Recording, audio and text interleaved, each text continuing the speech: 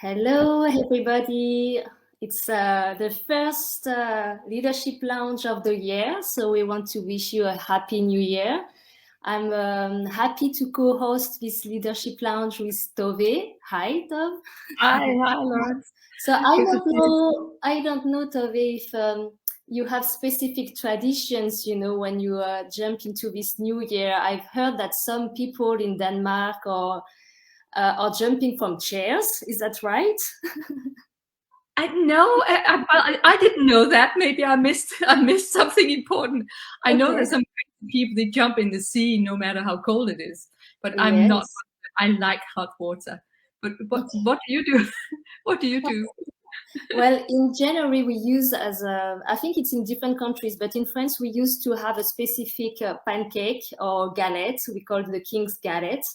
And each time we go invite people or we visit people, we have this specific cake that we eat.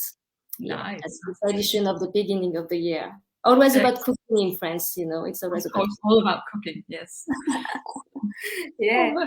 So many of you already know this leadership lounge community, and I really hope that you find inspiration and motivation in reading the articles and watching the different discussions that we have. And I just want to ask you not to forget to invite new staff that you have in your base to come and join us. For the website also to find good resources, but also into this group in Facebook. I think we are more than 1,000 members on the Facebook page, which is great. And this month we're going to talk about goal setting. So it's the beginning of the year, and we're not talking about like good resolutions that we used to make and then we forget them after a few weeks. But we hope that today we're going to talk about goals that God has put in our hearts and how to reach them and how to step forward boldly and with perseverance. So don't hesitate to write some comments on the Facebook page or even like questions that you like to be asked as we go along with our speaker today. And I'm going to let Tove introduce our speaker. Yeah, I am very delighted to have Anders Carlsson with us. He's the national convener together with his wife in Sweden, and have been for quite some years now. And they are also base leaders, actually leading 2 bases at the moment, and that's something we're going to talk about as well. Now, Anders, he is 44 years old, married to Sara, and together they have 4 children. You can read the bio of Anders also online on the Facebook page. They did the DTS in Colombia, and they were actually sent from Colombia back to Sweden. So they are Swedes being sent to Sweden, you can say, from Latin America in that way. So in 2008, they pioneered up in Linköping in a beautiful old building. And maybe you can share a little bit with us about that, but a beautiful old building. And since then also had a vision for Stockholm and pioneering in Stockholm, like the capital city of Sweden.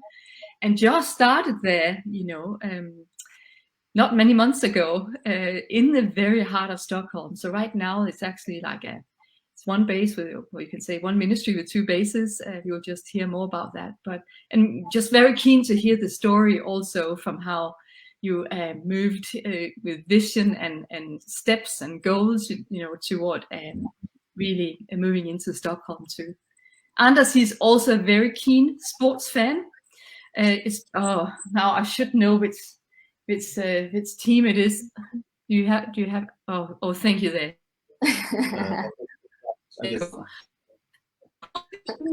Maybe he's gonna say more about that.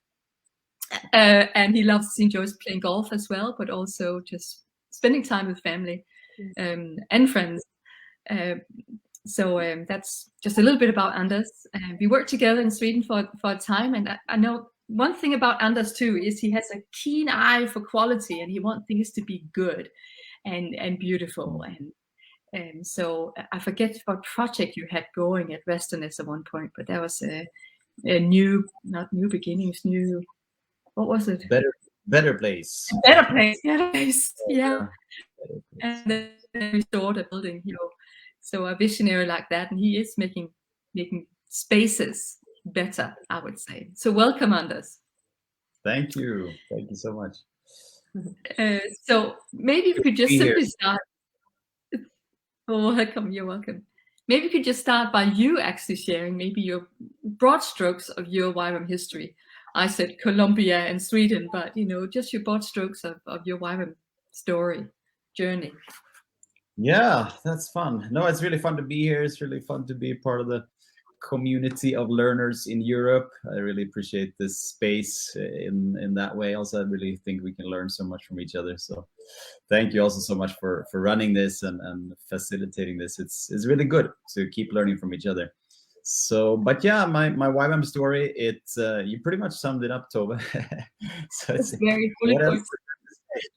Colombia and Sweden, that's the big strokes. But no, it's as we say, it's a long story, but it all started with actually when I grew up in a Christian family in a farming setting, in a typical kind of simplistic Christian family, and then not much of like spiritual or prophetic or anything like that. But then when I was 17, God spoke to me very clearly, like out of the blue, and he said, you need to go to South America.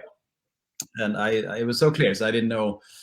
I had never heard about that God could speak, or I had never heard him speak, but it was so clear, so I could not doubt it. So then long story short, but the only person I knew that had any connection with South America was a new friend called Sara, which is now my wife. Yeah, exactly. Yeah. So she was, it was back in high school, and then her uncles had been missionaries in Ecuador in South America. So I knew she had been there when she was a child to visit and so on. So I just went to ask her, do you want to go with me to South America? Like not knowing anything about anything. And then we ended up at a YWAM orphanage for street kids in Medellin. So the year it was 1998. So my age is already revealed, so I have nothing to hide. But now it was, for those of you that know anything about that, but it was also in the kind of post Pablo Escobar years, so it was quite a dangerous place, but God protected us. And so so that's where it all started. We served there for 6 months as volunteers in the orphanage there, and I think that to me it kind of caught my attention so much, how they, especially the lady that was the leader there, how they embraced us and they invited us in. We were just two young people from Europe coming, knowing nothing, knowing no Spanish or not understanding much about the dynamics of the streets of Colombia. But that's the beauty of Youth with a Mission, that we welcome people in and give them a chance, so to say. And then a few years later, me and my wife, we studied here in Linköping in Sweden, human resources at the university, both Sara and me. And then we went to do the DTS in Colombia, in Cartagena, which is a beautiful place on the coast, on the Caribbean coast. So it's really not hard in that sense to be there. But then during our DTS, we really felt the call to just kind of continue with YWAM, and we felt at home. We felt that this was our spiritual home, so to say, and everything just felt so fit. When sometimes you realize afterwards that you've been looking for something, you just didn't know you were looking for that, but that's how we felt. So then during that time, we prayed about our calling and what God would have for us and so on. And of course, in YWAM, we're all about missions and the unreached. So we prayed about going to somewhere in Asia or so, to an unreached people group or so, to be missionaries, and started to be more open to that. And then God spoke to us about Sweden. And so then at first we were like, no, Sweden, we don't want to go back to Sweden. That's our own country, and we know all the good sides, but also all the bad sides of our nation. But God made it really clear, and of course, as we know, with that, then comes the passion and the joy in that also. So we processed that with our leaders there, and like you said, Tove, they also sent us out. We stayed on the staff for a while, and then they officially sent us out to start a new base in Sweden. And then we spent a couple of years at Restenäs, the oldest base here in Sweden. and so we were sent out from there also, you could say. So we had a good sending package there. And then 2008 we started up here in Linköping in Sweden, which is a university town, so a lot of students. I think it's almost 30,000 students in a town of less than 200,000 people. So there's a lot of young people and a lot of things happening, a lot of creativity, a lot of innovation. So it's an amazing city. And yeah, so we started up with a team, and ever since then we are leading the base here in Linköping. And yeah, maybe we'll get into it a little bit, but all through this time, the vision that God gave us in our DTS already was to see Sweden transformed and the world transformed. And also with that focus on Sweden transformed, we realized, and we kind of got that sense that we also need to be very connected with Stockholm and being in the capital of the nation and everything. So we also could see that being in Linköping, we're just 2 hours away from Stockholm. It was a good place for that too. So we've always been a lot in Stockholm, and then God spoke to us about we are also to pioneer in different places, and one of them would be Stockholm. But yeah, then I guess we'll get into that soon, also with goals and plans and so on. But when the years easily start passing by and you kind of postpone it, sometimes in the future that will happen. But then a few years ago, God started to speak and clarify that now the time is coming. So yeah, that's a little bit about our YWAM story in that sense. We have four kids, so it's there in the bio. Our oldest is 15 and our youngest is 6. And it's been amazing also when we started the base here in Linköping. Our oldest kids, they were young. They were 3 and 2 years old, I think, at that time. And many people asked, some more kind and some more questioning, so to say, are you sure you're going to start up a base when you have small children? And of course, we took that seriously, and we prayed about it and thought about it. And God really also spoke to us about that. I called you as a family, and I will give you what you need in order to do that. And it's also part of my plan to do this as a whole family, and I would give you strength. And of course, yes, it has been tough sometimes to be a young family and with leadership and so on, but it's been so good. So we're so happy for that. So yeah, that's my YWAM wrap up. Yeah, well done. Thank you so much. I have a question. I've actually wanted to ask that for a while, Anders. It's like you have the Linköping base and now also Stockholm. And would you say that it's one culture or two different cultures? I know the new one is new, and it's 2 stages of development. I mean, leading 2 different bases. I mean, how's that going for you? Yeah, thank you for that question. I gladly talk about it. Yeah. No, but it's a good question, I'll start a little bit in another end than Carlsson. I'll try to get there. And so what happened was that 2018 we celebrated 10 years of the base here in Linköping, and honestly, we were not in a great place then. We had a quite small team, and things had been a little bit rough and so on. So we were looking at, are we even going to celebrate the 10 years? And I honestly, me personally, I didn't feel like it almost. But God convicted us that we felt, no, we need to celebrate. We need to recognize all the things that God has been doing through the years, and we need to do what we should celebrate. Really thank Him for His faithfulness. And it was really around that time He was kind of speaking again about pioneering in new places. And then again, we were not in such a strong place, and we were like, God, how is that going to be possible? We were not, we have a hard time running things here. How can we pioneer in new places? Because we also believe that you need to pioneer in a fairly strong way and have people and so on. So but that was the kind of starting point for this 2018. And then 19 we mostly prayed and continued like that, talking and going to Stockholm a lot. And then 2020, I think it was the key, when we had our staff retreat in August, like we do every year in August. We go away somewhere and we have teaching and we pray and so on. And at that time in August 2020, we prayed, and we really came together as a staff team and decided on that we will start in Stockholm. And we all knew that was a big challenge, and we had nothing kind of really showing that, or nothing clear that, okay, we'll do it in this way. But we made a decision, and I can see now looking back that was a key point. And then in January last year, so 1 year ago from now, God spoke even more clearly. I had a dream, for example. It was really like out of nothing, but God spoke in a dream.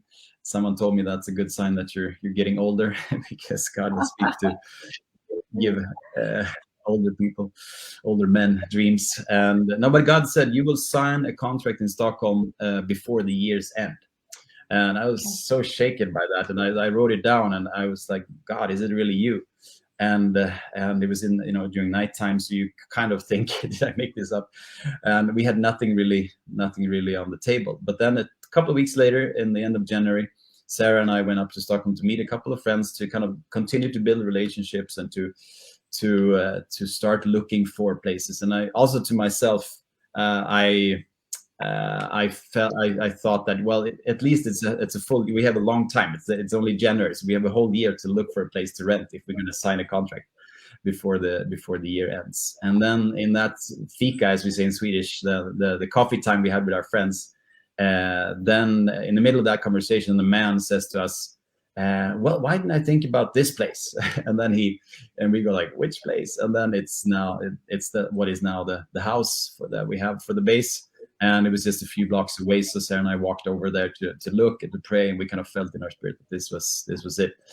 And then, fast forward, because we had gotten kind of a timeline from God that 2020 would be preparation and prayer and so on, and then 2021 would be kind of mobilizing and taking steps, and then 2022 was going to be the year when we actually started the base. So we were a little bit kind of, what is happening here? It's too early, God.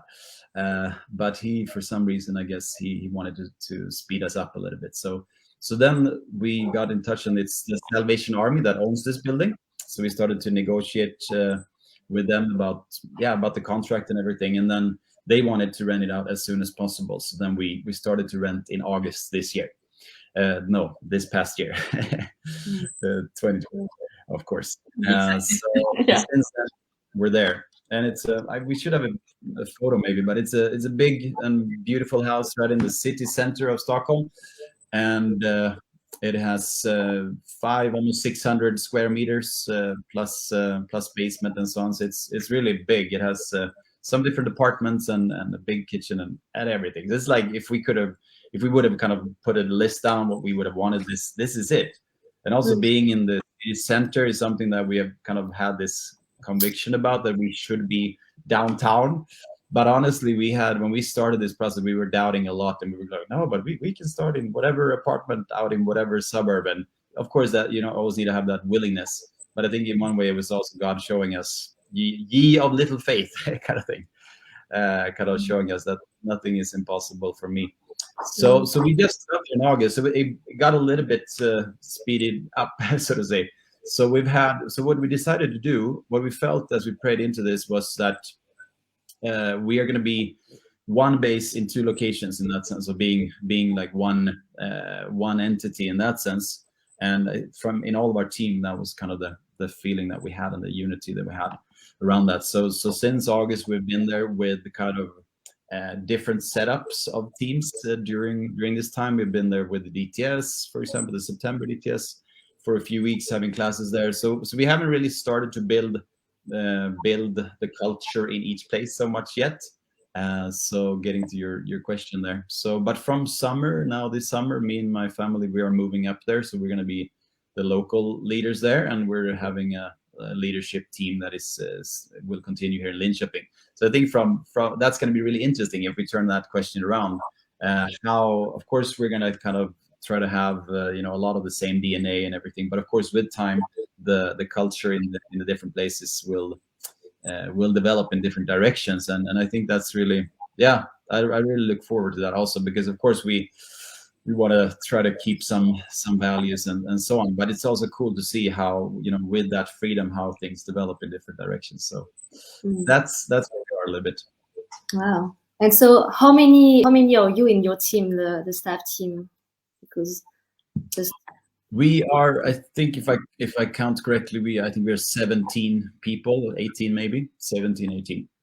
Okay. So wow. So that's great. Awesome. That's good to hear, because I just have maybe a little questions, something a bit more concrete. When you talked about deadlines, you said that 2020 was like preparation mode, and then starting the base in 20 seconds. So you're right at the time, you know. I was wondering how if you always work setting goals with deadlines, and because I've heard different teachings, and some leaders would encourage me to put deadlines, and some other leaders would say, oh, watch out with the timelines, you know, because if it doesn't happen at the right time where you were supposed to reach your goal, you can get disappointed. And how do you debrief that? So yeah, it's a big question maybe, but or different questions in one. But how do you process deadlines into goal setting? No, it's a really good question, and it's I think something like you said, you can hear different things from different people, different sources, and I think simply also that's because it is different for different people to an extent. And of course, there are some principles that I think are good, but they're not necessarily super strict for everyone in that sense, so to say, all the time. But I think the main, it's a kind of cliche almost in YWAM, but the main thing is really to seek God and to listen to him and see how he guides you in every case. When it comes to deadlines in general, I think deadlines are good. We need deadlines. We all know that. I'm a doer and I get a lot of things done and so on, but I really need deadlines. And the good things with deadlines is that it makes it concrete simply. Okay, by that time, it defines in the time, okay, within this time, I need to get this done. And then when I'll get to that, I guess, when it comes to bigger projects like this, then it's trickier, so to say. Then I think we need to be more flexible with how we see when and how the goals are accomplished. And not focus too much on the exact dates, but to see the lines of God's work in the world. And we know from when he's working with his people, sometimes it's really fast, but many times it also takes quite some time. So I think, especially when it comes to bigger goals and bigger projects like that, I think we need to be more flexible. But I think, yeah, preparing for this, also I got these two keywords: to be flexible and firm. How can you be that at the same time? Well, to be flexible when it comes to the actual specific dates, that, if it doesn't happen by 2022, well, then we can be flexible and say, well, then we're going to make it happen by 2023.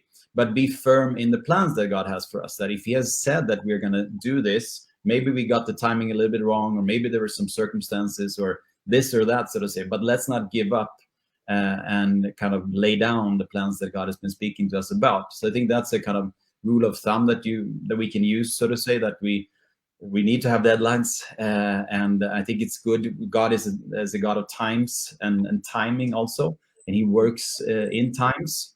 And I remember when we started the base here in Linköping, we got a similar timing actually of 3 years like that, but also some years before we made a plan for when we were going to start and everything, and that didn't come through, and it took a couple of years longer and so on. So like you said, with disappointment is a big issue for us as human beings, and I've struggled with that, and I have had to deal with that in different ways. And I think that flexibility is also a way of working with that disappointment factor, that we don't need to see it as, okay, then it fell through. Sometimes it does, of course, but many times when God has been speaking, okay, then let's what do we call it? Rearrange dates, or what do we call it? Reschedule simply. So I think in that sense we need to be flexible, and then like for us, we almost needed to be in this situation flexible the other way around. It happened kind of sooner than we expected. So flexibility is good. Yeah. Thank you. Yeah, so be firm and flexible in the same time. Awesome. I think it's always funny. Yeah, I think it's always funny to see that God created the time, but is out of the time in the same time. So there's a tension there, like how to work with in the finite time, and God is infinite. So, but it's not fair. It's easy for him, huh? Yes, exactly. Yeah. And so as we start this year, it's January, and so we talk about goal settings, and I feel like in churches or everywhere around us, we talk about having good resolutions. But in the same time, we are in the middle of the winter. It's a kind of hibernation mode, like the days are shorter, it's getting dark sooner. Do you think it's the right period to have our goals set, or is there specific times in the year where we should do that? Or what do you think about that? Can I just Yeah, exactly.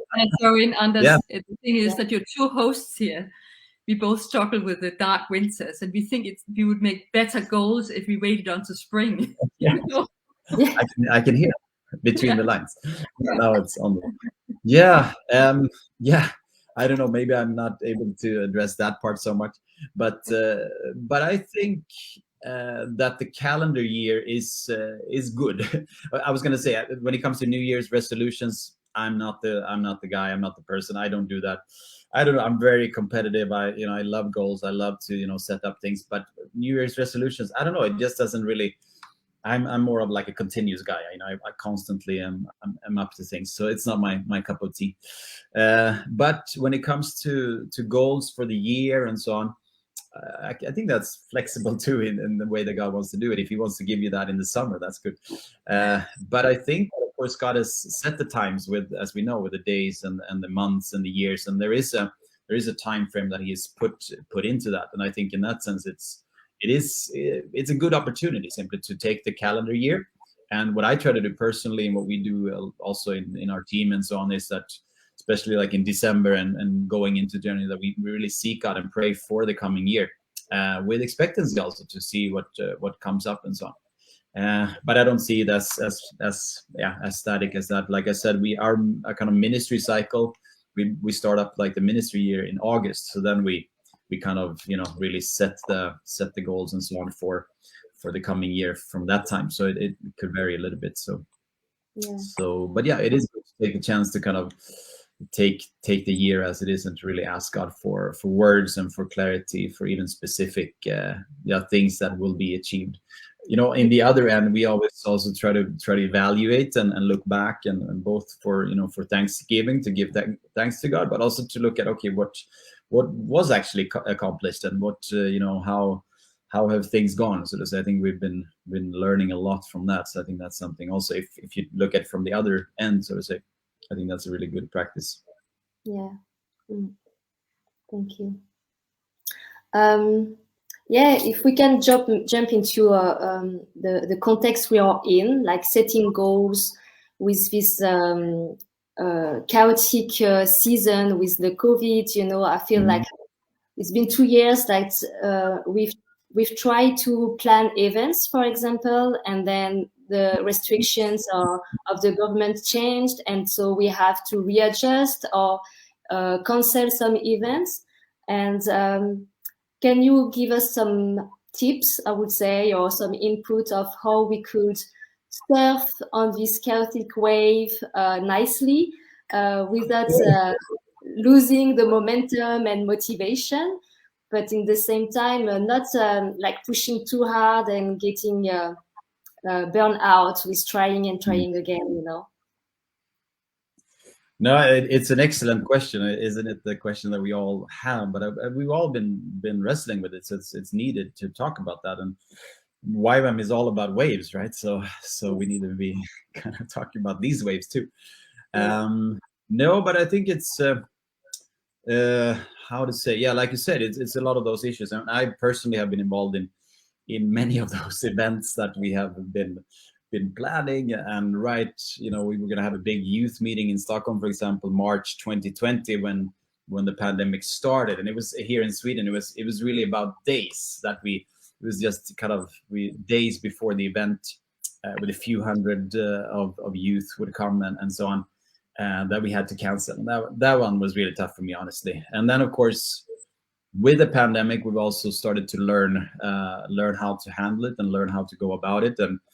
And one, if you look at pros and cons and plus and minus, so to say, one plus, I think, in one sense, with the pandemic, here, especially in the planned Europe, and here in the north even more maybe, that people have become a little bit more flexible. That you know, an event that you had to announce 3, 4, 5 months maybe beforehand, now you can announce it 3, 4 weeks beforehand. So I think that is a kind of way of adapting, if you call it, to the current situation, that we need to have another readiness. Instead of planning an event maybe 4 or 5 months ahead of time, we need to be ready to plan an event and kind of have it like pre-planned a little bit. And then once the restrictions and the circumstances allow it, then we push the button, and then we go for it. And so I think that's one of the things. And I don't know, I think that it's a tough question to answer, in the sense that, like you said, with burnout and so on, also because it can really be tough and lead to things like that, and tiredness and so on. And at the same time, I think in one sense, we as a church and as YWAM, we need to be relentless and tireless in continuing to find ways for God's kingdom. So I think for us, for example, with our DTS outreaches, has been really interesting in this time of the pandemic to look at, okay, where can we send teams and so on. There are many voices out there. That maybe that's a good comment also to note, that there are many voices out there, as we know, always, but also in this time, about all the details and all the things and so on. So we have to be careful what voices do we listen to, really. And a lot of voices, of course, are very cautious and just kind of say that, you know, don't do anything or don't go anywhere. And we just had a realization, you know, clarity about that. We are YWAM. We're about going. You know, of course, we do video and we do these kind of streams and we do that too. But we're also about going. So we had a clear conviction that we need to keep sending teams. We just need to do the work. And that's, I think, and one thing as an advice in the pandemic, to never give anything up if it's actually because of the amount of work. Well, of course, if we're not able and not capable, that's the case. But if we can do it, if it's doable, if it's possible, well, then we can also trust that God will back us up and give us the grace for that. So sometimes I hear people, so to say, kind of say, no, we canceled that because of the pandemic. And then I go, this is very tough. But I go a little bit, sometimes I say, sometimes I think it, you know, was it really canceled because of the pandemic, or was it because you were not willing to do the extra work that was required for that? Like, for example, with travel, you have a lot of tests that need to be made. You have a lot of more communication with parents and families and things like that. The authorities, it's actually from our point of view, it's been a lot of work, a lot of extra work that you get nothing extra for in one sense. But we are then able to fulfill what God has been calling us to do. So I think it's a challenge, and to me personally also sometimes, you know, or what are we basing our decisions on? Are we actually basing it on the right foundations? I think, yeah, I hope that can be well received. I hope it's not too tough, but I also can see the God's hand in that. When we go and when we, you know, take the step, He also backs it up. Of course, with events, when you asked specifically about events, it's a little bit trickier, and it's very much of like local restrictions and so on, and the local circumstances. It's a little bit harder to say, but I think in principle we can be finding ways of, in the windows also between the peaks, that we can do more events, for example, in the summer and so on. And then there are ways, but we also need to be willing to kind of shake up our agenda and our what we're used to do sometimes a little bit. No, but we've always had this gathering in November. Well, maybe we can have it in July instead, or something like that. So that, in that sense, I think it requires a little bit of humility, also of putting things on the table and not be too stiff about, you know, we've always done it like this kind of thing.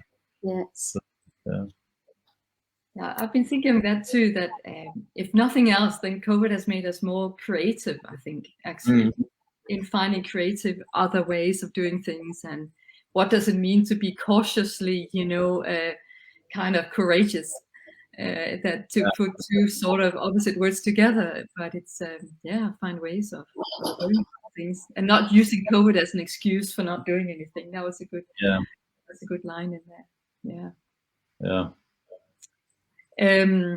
Another question, Anders, and that is, like, one thing is to make decisions or come up with goals for yourself, you know, to set goals for you or for you as a family. But then do you work with a set of principles or some kind of a method when you're setting goals together with a group. You know, it could be both YWAM Sweden in this case, or it could be just your staff. How do you go about that? Goal setting as a group, and do you have a set of principles, methods in doing that? Yeah, it's a good question again.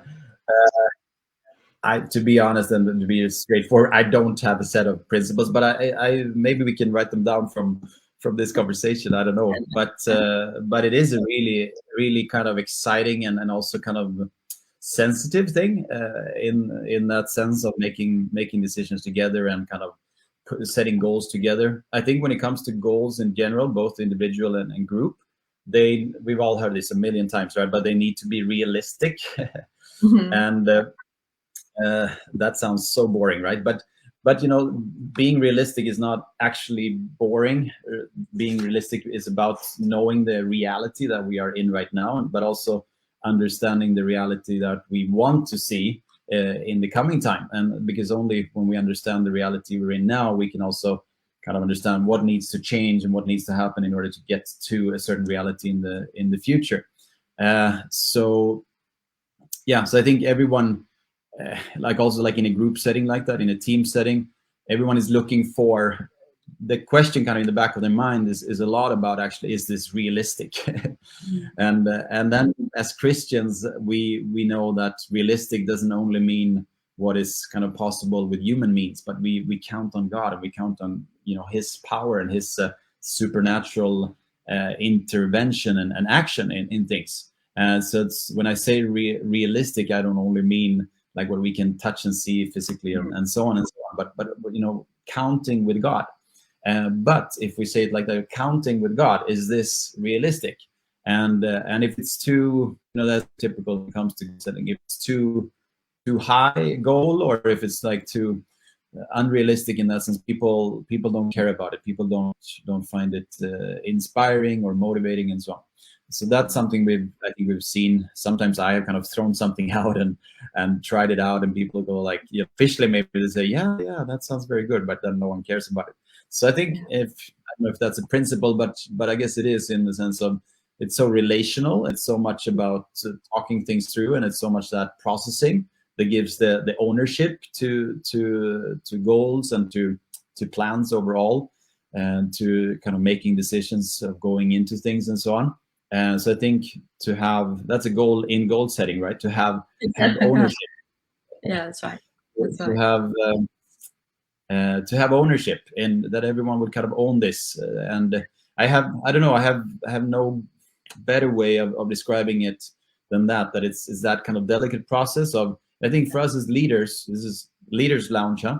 For us as leaders, the temptation, or if we put it like that, the challenge many times is our lack of patience, so to say. We want to go forward, we want to move forward and everything, but to actually have that patience and really actually take time for everyone to get on board, I think that's kind of the key actually to. And then that requires, of course, listening, and kind of, you know, really listening if they're asking something or someone is saying something, you know, even like a joke, someone is making a joke about something, you go like, oh, okay, well, what was that? And maybe you pick that out afterwards and talk to the person and so on, and then listen a little bit more. So it's it's something I think we have been learning a lot through the years. I'm very apostolic in that sense, and my wife also, like we have easy, you know, an easy time to see plans and see the way and everything. But if we don't have people on board, it's going to be our thing, but it's not going to be our thing, so to say, all of us together. So taking that time and really listening, I guess, are the best tips I can give. Yeah, because in standing from outside looking in, you know, let's say just objectively looking in, as you were at Linköping, it was a big building there as well, and 17 people of you. There's room for more, you know, in that building, right? And in that there was room for much more. And then you say, let's go to Stockholm, and then you go into 600 square meters, or how many square meters was it again you were aiming at? More. So if you just look at that, you may say that's madness. You don't need that. You're not strong enough here yet to do that. So in goal setting with God, it seems to me, like from what you have been sharing, that you don't sit and wait for you to be too many, or it's like you lean into God, and He gives you some goals as well, and then you start moving in faith toward it, and then you're there now, right? And there's space to grow in both places.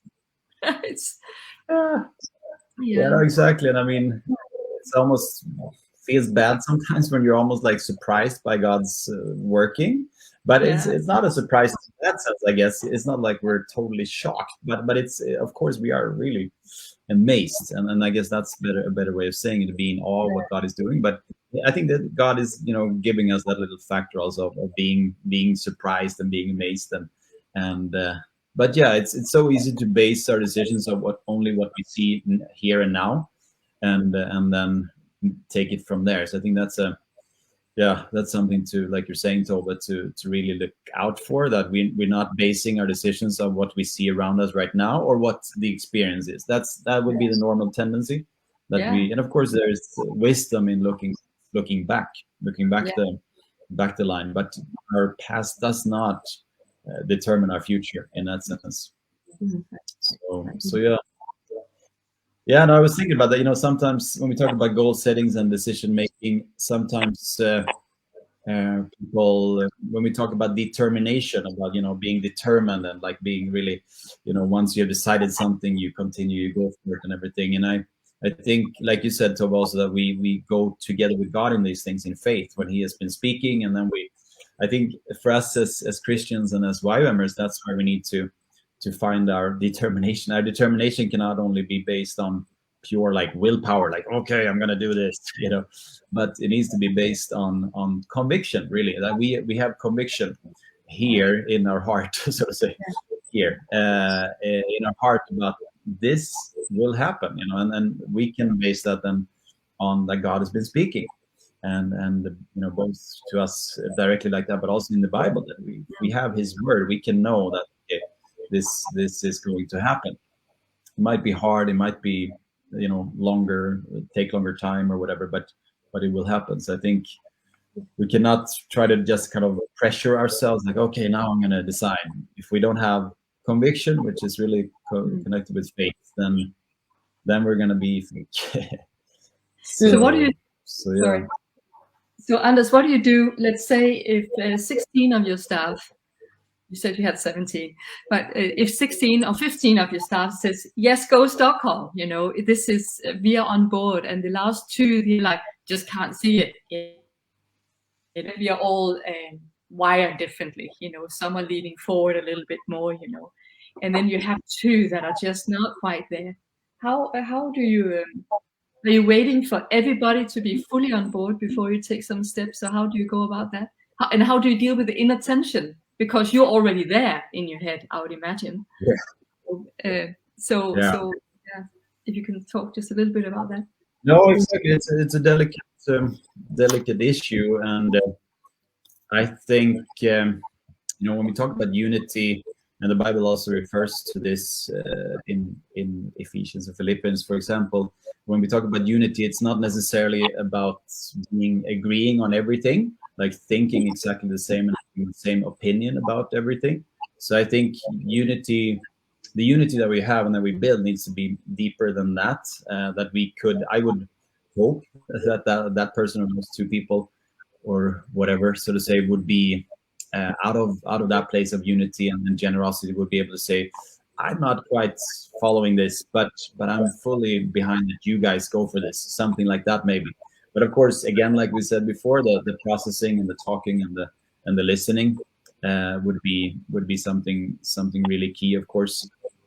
So yeah, it's something like that. I had something, but I lost it there. But yeah, it's that's what I was going to say. We also have the model, and everyone knows about that on our base and in our ministry, that the leadership team will make the kind of final, more long-term final decision. So in that sense, out of also kind of credibility and taking responsibility. Also, we know in YWAM and as well as in many other organizations, not everyone is long-term committed and so on. And that doesn't mean that they should not have a say in the decision-making process, for sure. But they cannot, at the same time, they cannot have the final word or affect the final word too much if they're not within the group that is more long-term committed. So we try to keep it also in that sense of ownership. If you are, if you've been here a longer time, and if you're going to continue for a long time, so to say, that gives you a lot of, your voice is in these things. You say your voice counts more. So I think that's important also to also be really clear and open with that. It's nothing kind of hidden or anything that's okay, and now they just made a decision, but that you're clear and open to the communication all through the process. So I think those are good things to take into mind. Yeah. Yeah, thank you. I think it's the challenge is about communication as well, like to really make a clear communication, and as you say, like being really relational, and yeah, thank you. I have another question, and maybe it's a question for all of us, not just for you. So let's just like think about it, and like, do you have any idea of what God is saying to us as YWAM Europe? Like any specific goals we should all, as YWAM Europe, focus on for this year? Do you have a sense of something that God is saying to us? Yeah, that feels so big to say, but I can say what I sense and what I see, and then everyone needs to test that and so on. But this is how we listen to God together and so on. So it's good. I think one thing that came to me when I was thinking and praying about Europe and why I'm in Europe. I have a huge heart for Europe. I really love Europe, and I love to see more of God's kingdom here, and of course in YWAM and through YWAM also. And I think I think one, maybe not so much an external goal, but rather more internal goal to also come back to, or come into that place of where we really focus from inside out, so to say, in YWAM and as individuals as well, to build well, to build our house well. And this is something that speaks a lot to me personally. So I'm not sure that it's 100% from God only in that sense. So I'll just say that also. But to build well and to really start from the inside out, and in that sense, having that goal of building well, and then trusting God for growth and so on. But sometimes I think maybe kind of like another thing that I received was that we need to be vision driven, not needs driven. And it's nothing wrong with fulfilling needs and looking out for needs, but we could also call it like circumstances driven by circumstances, but we need to be God driven rather. So I think that's also something for us in YWAM in Europe to make sure that we are, because sometimes we almost try to also to figure out what is working, and what is what is the model, and what's the way, and so on. And of course we constantly think about those things, but also to make sure that we don't try to figure it out too much ourselves, but that we are God driven and vision driven in the sense that God gives us visions and so on, and to trust him in that. So I think that's something I sense for Europe and for YWAM. Excellent. Do you have something you want to share, Lawrence, like you have for Europe? Yeah. I mean, I think what you share is so good, like build well, I think it's really a motto that we could keep in our minds. And as I asked these questions, I was thinking about this question yesterday, and I felt like I should think about it myself, and I think in YWAM France, we are really focusing on working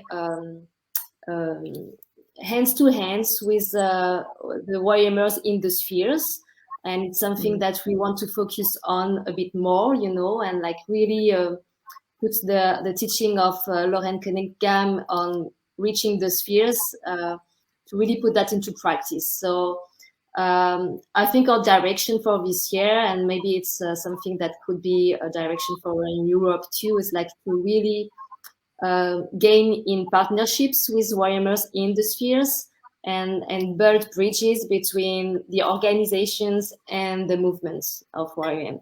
So it's what I'm excited about. So yeah. Excellent. Well, Great. I can echo that. Yeah. What do you say, Anders? No, I just said amen. That was all, actually. Amen. But Okay, we say amen to that. There's one question we are very eager to ask you, Anders, and we ask all our guests that. So I hope you're ready for this. We did warn you ahead of time, I should say that.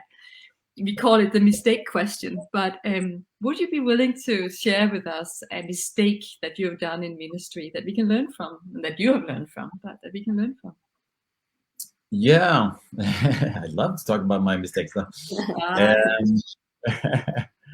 No, I was thinking about this. Like you said, you prepared me beforehand, so that's good.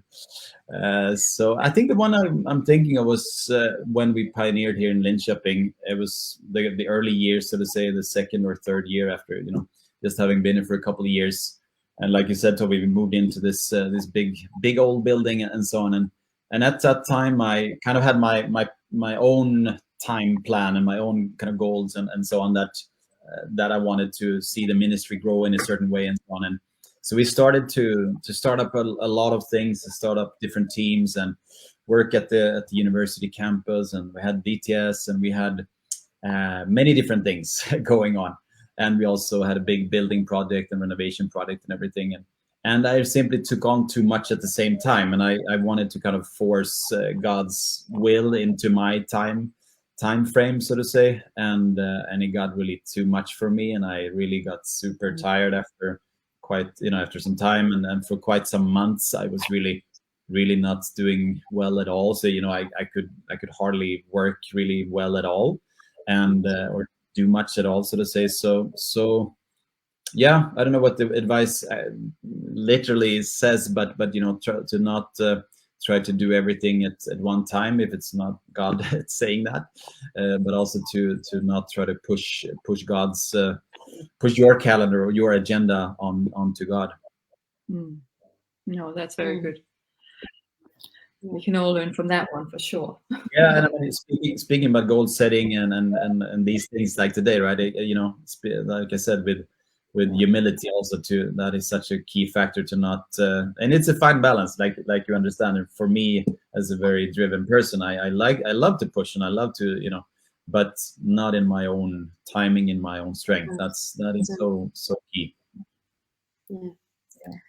Thank you for sharing and being authentic with us. There's another question we used to ask during this leadership lounge. It's what books have influenced you in the last month or so? I think you've prepared a list of books, and maybe you could just share that with us. So yeah, I do read a lot of books. I rarely finish them, but at least I start. No, I finish them sometimes. But yeah, I have a couple of books here. One I can start with this one. William Carey, the father of modern missions. It's it's a classic how this man went to India, and we've all heard those kind of stories and so on. But I had never read really fully the detailed biography and the detailed book about it, so to say, and it really impacted me so much. And yeah, there's so much of stories in there, and it's so much of that kind of vision also. It's kind of really similar to YWAM in one sense, of going to India and building those communities and a lot of innovation, starting up a lot of things. And so it really inspired me. And I've read some books recently about missions history, and that's so inspiring. And then I have a book here that we also use with our staff, especially for our new staff and so on, How to Build a Winning Team. And it's by Mats Ola Israel. He's the pastor of the Word of Life Church in Moscow. And so this book is so practical for new staff to learn about how to function in team. It's a lot about leadership, but it's out of the team context, how to guide people, how to lead people, how how to confront people, and how to be organized as a team leader and so on. This is very practical. I can really recommend. And then I kind of constantly read leadership books. So I have this. Been reading this for last years. It's in Swedish, but what is it in English now? Leaders, developing leaders from within, or something, by John Maxwell. So it's also very kind of, he has so many one-liners that you can chew on for days, and so on. A lot of practical things also. And now I'm reading the classic, the Leadership Challenge by these guys, Kuznu and Posner. So also really spot on when it comes to leadership. I think these leadership books, sometimes you can go like, what do we get out of them? But I get really inspired. You can always apply some things here and there, and not everything fits you. But I would really recommend for all of you guys to read leadership books by different people like that. So yeah, those are some of my excellent books. Excellent. Thank you so much, Anders. It has been so rich hearing your story, and also your pioneering story. And I should say congratulations as well. I know that you had a visa situation that just came through. You just have a few minutes. Can you just share that very briefly? The testimonials of today. Here we have the official document. No, it's an amazing story. We've been fighting for, like in many countries in Europe and in the world with YWAM, we've been fighting for many years now for our non-European missionaries that are working with us here in YWAM to be able to stay on visas without having salary and so on. And for quite some time it was totally open, but then the immigration office and the authorities here closed the door to stay any longer time, maximum 3 years or even shorter sometimes, and so on. So then there was this girl on our staff team from Mexico that they denied her extension, and then we appealed to the court, and the court gave us. They went on our on our arguments, so to say, and they gave us right on all the points, and so it's great news for her, but it's also a great document that we can use, and the immigration office has to take into account for future people that are coming here. So it's really encouraging, and it's really good to see that God is moving. We've been praying for a breakthrough for a long time now, and I think this is the start of the breakthrough. Yeah. So just to encourage you guys also in different countries in Europe that God is working in these things, and don't give up. It might take some time. It might take a lot of time, but it's worth it. So keep working. Excellent. That was a long-term goal that came through. Fantastic. Yeah. We just worship you with you on that one. Yeah. Thank you. So, thank God. Yeah. So once again, thank you so much, Anders. Really enjoyed this chat here. And thank you, Martin, that is sitting in the background. And I know that he posted the books also online. So thank you for doing that. I want to make just a little push for, we have this leadership development encounter just 1 week this time online in April. And it's from the 3rd to the 8th of April. Steve Mayers, he's heading up with a crew. That it's not only going to be for YWAM as anybody else, like young leaders, doesn't have to be super young, but it's a type of a leadership training. You can learn more about it from our website as well. It will be about spiritual formation, ministry formation, character formation, team formation, relational formation. So a very rich online 1 week long training. So I can just heartily recommend that to you. But we will wrap up here and just thank you for joining us. And once again, welcome back next month. Yeah, thank you so much, guys, for leading this, and looking forward to more. Thank you. Thank you, Anders. Yeah, thank you, everyone.